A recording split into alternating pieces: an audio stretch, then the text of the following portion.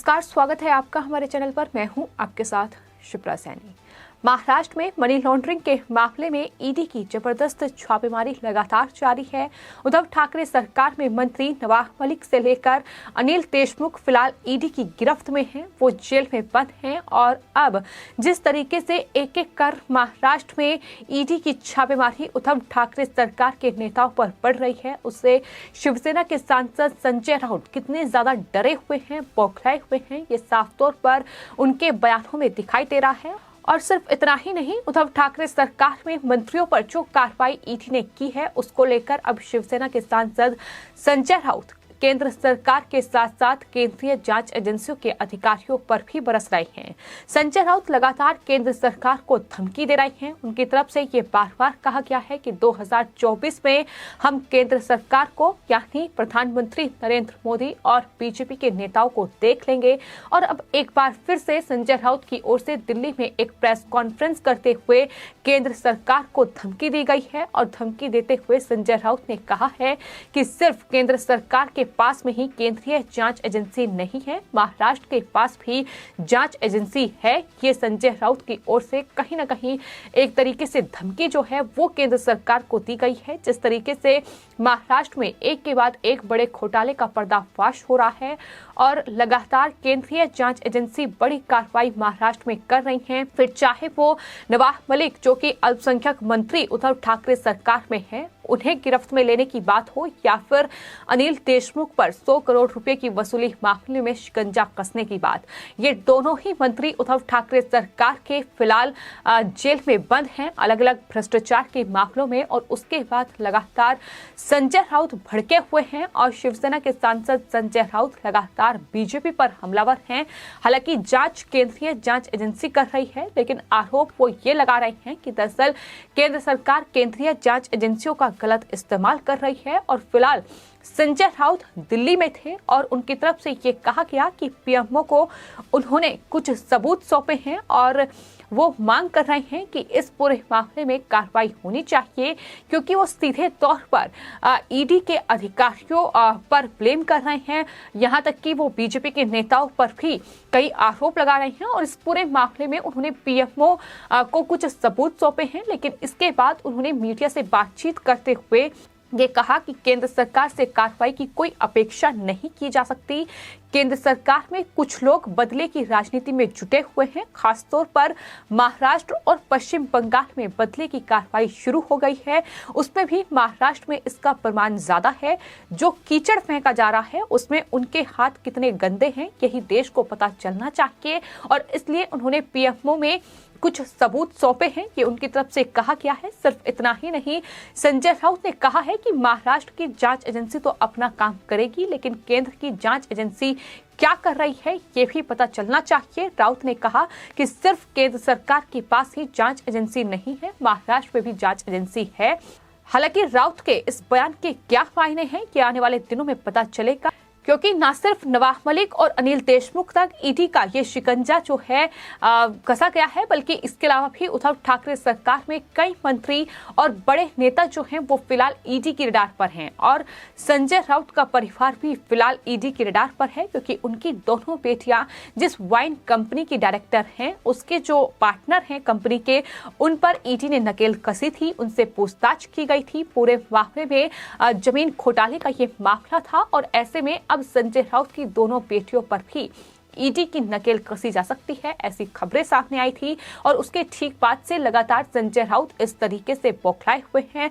कुछ दिन पहले ही उन्होंने शिवसेना भवन के बाहर एक प्रेस कॉन्फ्रेंस की थी, जिसमें प्रेस कॉन्फ्रेंस में उन्होंने बीजेपी पर तमाम गंभीर आरोप लगाए थे। यहाँ तक कि बीजेपी नेता किरीट सोमैया के लिए तमाम अपशब्दों का इस्तेमाल भी संजय राउत की ओर से किया गया था। संजय राउत ने दावा ये किया था कि वो आने वाले वक्त में किरीट सोमैया को लेकर बड़ा खुलासा करेंगे कि किस तरीके से उन्होंने बड़ा भ्रष्टाचार किया है। तो ये तमाम बातें हैं जो संजय राउत की ओर से बीते दिनों कही गई हैं और लगातार हम देख रहे हैं कि संजय राउत की ये बौखलाहट सामने आ रही है, जिसमें उन्होंने अब एक बार फिर केंद्रीय जांच एजेंसियों के अधिकारियों पर कहीं न कहीं निशाना साधा है। संजय राउत ने कहा है कि बीजेपी के कुछ नेताओं के साथ मिलकर महाराष्ट्र में केंद्रीय जांच एजेंसियां एक क्रिमिनल सिंडिकेट चला रही हैं। इस बात की भी जानकारी मैंने प्रधानमंत्री कार्यालय को दी है। बतौर सांसद और शिवसेना के नेता के रूप में मैंने ये जानकारी जो है वो पीएमओ तक पहुंचाई है।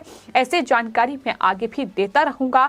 मुंबई जाने के बाद मैं एक और प्रेस कॉन्फ्रेंस करूंगा और उसमें तमाम बड़े खुलासे में करूंगा। इस तरीके का दावा लगातार शिवसेना के सांसद संजय राउत कर रहे हैं। लेकिन फिलहाल सवाल यही है कि क्या शिवसेना के सांसद संजय राउत अपने परिवार पर और साथ ही उद्धव ठाकरे सरकार में मंत्रियों पर जिस तरीके से ईडी लगातार नकेल कस रही है उससे ही घबराए हुए हैं, उससे ही डरे हुए हैं और इस तरीके की उनकी बयानबाजी सामने आ रही है। तो सवाल कई उठ रहे हैं जिस तरीके से संजय राउत एक के बाद एक इस तरीके की बयानबाजी कर रहे हैं। फिलहाल महाराष्ट्र में उद्धव ठाकरे सरकार के लिए मुश्किलें हर रोज बढ़ रही हैं। जिस तरीके से केंद्रीय जांच एजेंसियां अलग अलग मामलों में फिलहाल उद्धव ठाकरे सरकार के जो मंत्री हैं, नेता हैं, उन पर नकेल कस रही है। फिर चाहे बात 100 करोड़ की वसूली मामले में अनिल देशमुख की जाए या फिर नवाब मलिक की जाए, यानी महाराष्ट्र का जो पुलिस खेमा है कहीं ना कहीं उसका गलत इस्तेमाल किया है। पुलिस अधिकारियों का इस्तेमाल करते हुए ये बड़ा वसूली का रैकेट अनिल देशमुख की ओर से चलाया गया। और वहीं नवाब मलिक पर आरोप ये लगे हैं कि मुंबई बम ब्लास्ट यानी जो 1993 में मुंबई पर हमला हुआ था उसके जो गुनहगार हैं, जो आरोपी हैं, उनसे जमीन का सौदा नवाब मलिक ने किया है। और इस तरीके से ये जमीन का सौदा बेहद कम कीमत पर किया गया है, बेहद महंगी जगह का ये सौदा है।